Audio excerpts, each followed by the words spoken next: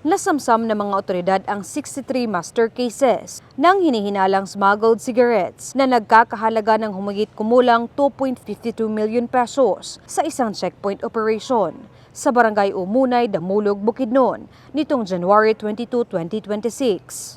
Nasabat sa Regional Border Control Point ng 1003rd Maneuver Company, RMFB-10, katuwang ang Damulog MPS, Bukidnon Provincial Intelligence Team, Provincial Highway Patrol Team Bukidnon, 2nd Bukidnon PMFC, at 1003rd Maneuver Company RMFB-10, ang truck at naaresto ang dalawang suspect.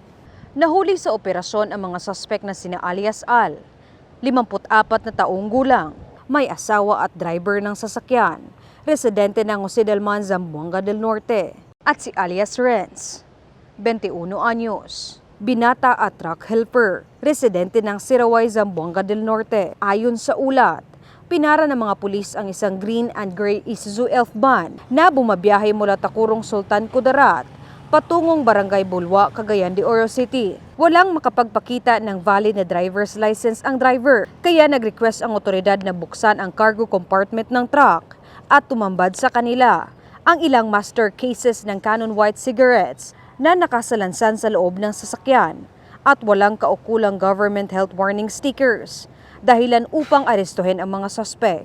Ang dalawang suspect ay dinala sa Damulog Municipal Police Station para sa dokumentasyon at kaukulang disposisyon.